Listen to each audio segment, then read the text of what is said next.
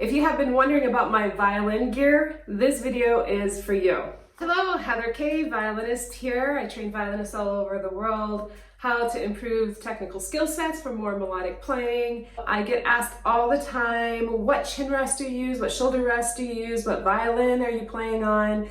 And in this video, I'm going to answer all those questions, including what strings I use, what cases I have. First, I'm going to start with my violins. I have two violins. I recently acquired a second violin in the last 6 months. I'm really excited about the second violin, and I've been playing on her since I got her. This is my original violin. It's an Albert Carr American-made violin. I purchased her when I was at the University of Colorado at Boulder. I've played on her in countless orchestras, chamber orchestras, soloed. Everything I've ever done on the violin the last 20 years has been with this violin. She's quite a beauty. She is Albert Carr, Kansas City, Missouri, 1928. If you've noticed, it doesn't have a chin rest on it because it's on my other violin. I use a Carl Flesch center mount chin rest, which we will talk about, and I only have one of those, and that's why it's on the other violin. I did order a second one here in Bulgaria, but it came defected. So I have yet to find where I can order one and get it sent to Bulgaria. So this is the violin. I'll show you the back, but this is the violin here that you can check her out. And I'll play a little bit on her, and I actually will play on both violins, and you can let me know which violin you like the best, what comes across in the video. It would be fun for me to see in comparison, one right after the other as well. Currently I only have two bows. This is my favorite bow, all-time favorite bow. It's a Noel Burke bow. I found this bow when I was playing with Wisconsin Chamber Orchestra, and my bow fell apart in a concert playing Death and the Maiden, arranged for chamber orchestra, and my stand partner's husbands had this bow and they lent it to me, and I fell in love with it and I purchased it from them. So this is my absolute all-time favorite bow. I'll play a little bit on this violin.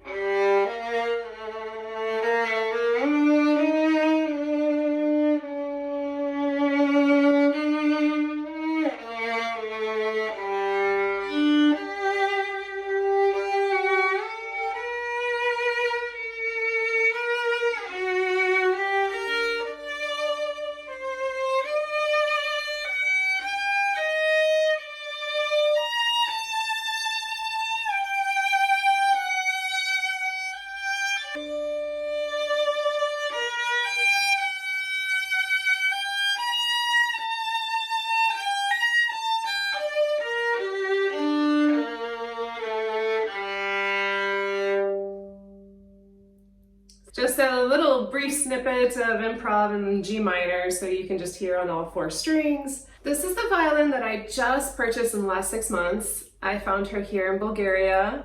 I believe her to be a Schweitzer copy. It's marked on the inside 1814, but here on the outside it's actually engraved in 1910, so I'm thinking this violin is more from the year of 1910, not 1814.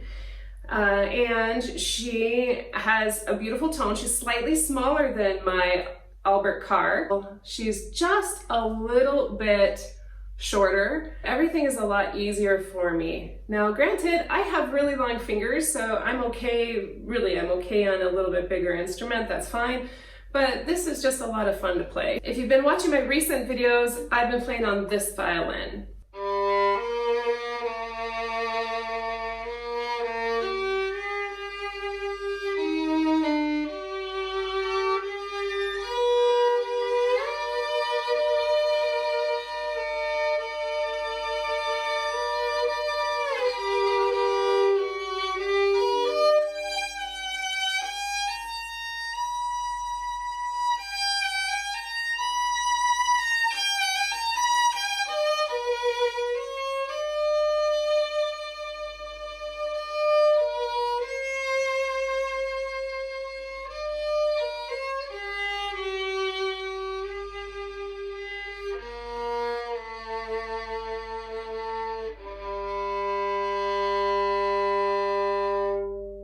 With just that little bit that I played, I'd love to know which violin you like better. And you can see her back. She's got a gorgeous back.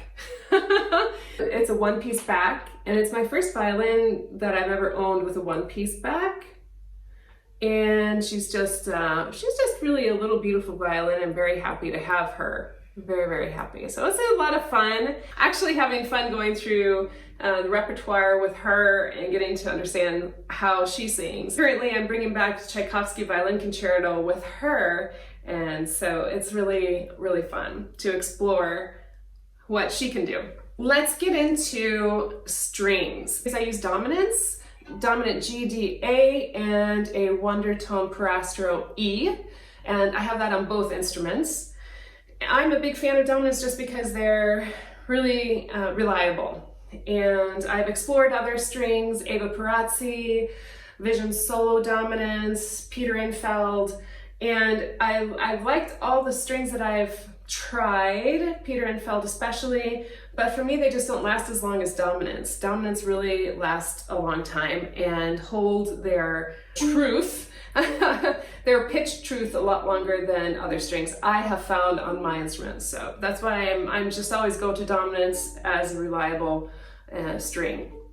I choose a wonder tone E string. You can watch my video on the reason why. For me, it doesn't whistle as much as other E strings that I've used. Shoulder rests, let's talk a little bit about shoulder rests. And these are the two different types of shoulder rests that I have and that I've used. And I've used, again, the same shoulder rest for pretty much all my violin career since I was a little girl. They're Kuhn shoulder rests. This is a normal Kuhn, nothing fancy.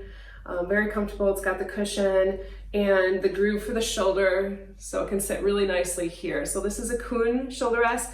This is a little bit more fancy, and this is Kuhn Bravo, and it has wood here on the underside, and that's really nice to help with the resonance of the violin. And as you can see, this is a little bit older. I've worn down the cushion on this, so it's a little bit, it normally has a bigger cushion, but I've used it for so long that it's starting to kind of get thin. And these legs here on both of them are exchangeable for longer legs. You can purchase longer legs if you need more height. Probably the most popular question I've ever get is about my chin rest, what kind of chin rest it is. This is a cow flesh center mount with a hump. The reason I switched to this chin rest was because in the university, playing many hours, I was developing pain and I had a horrific mark here on my neck. And I had a classmate of mine that was using this chin rest, and I tried her chin rest and I loved it. And so since then, I have switched to this chin rest and never tried anything different because it works out so well for me. You can order it without a hump, but for me the hump works great because I just lock on with my jawbone here, and that's the chin rest that I use. People ask me what case I use. I've used this case since I've been here in Bulgaria. I don't know how long I've had this case, maybe 10 years.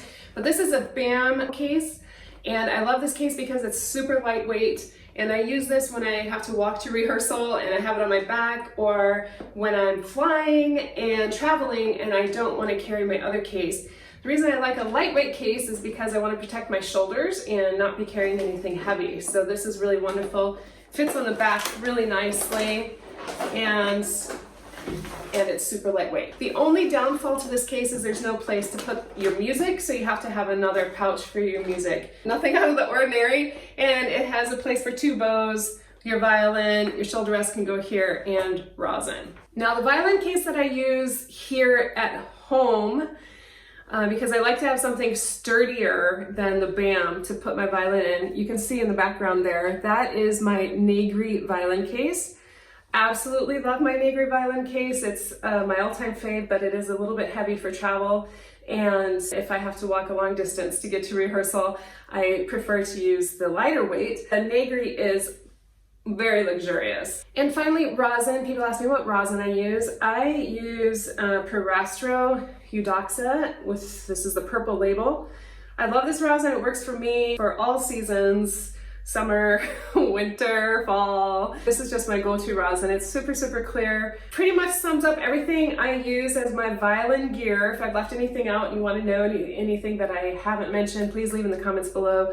I'll be sure to record a video for you. For all my violin gear, I've left you links in the description as well, so if you're wanting to purchase anything that I use. Thanks so much for watching. If you like this video, definitely give it a thumbs up, and please subscribe to the channel. Ciao!